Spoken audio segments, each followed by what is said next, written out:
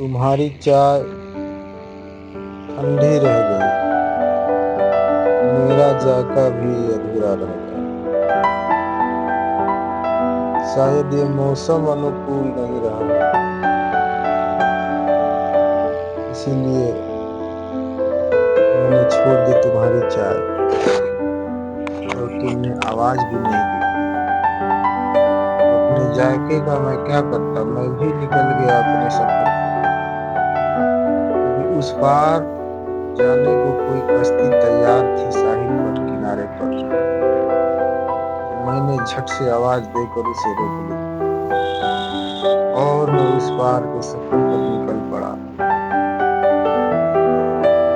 जब कहीं बीच समंदर आया तो मुझे याद आया कि तुम्हारी चाय ठंडी हो गई होगी, अभी तो मेरा जायका अधूरा रह गया।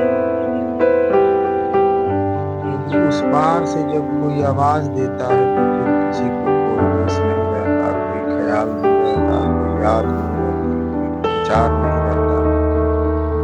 झट से निकल पड़ता है पथिक अपने सफर के सब कुछ छोड़ छाड़ कर। हमने तो सुना था तुम्हारी चाय बहुत मीठी होती है, बहुत स्वादिष्ट होती है, लेकिन मैं क्या करता, मुझे भी उस पार से किसी ने आवाज दे दी और मैं निकल पड़ा अपने सफर पर। मेरे नाम की चाय तुम भी पी लेना, तुम भी वो मीठा स्वाद ले लेना और समझ लेना कि मेरा जायका पूरा हो गया।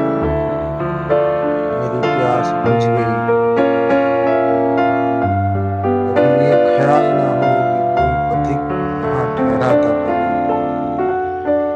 मेरे दरवाजे के पेड़ पे किसी ने पानी मांगा था।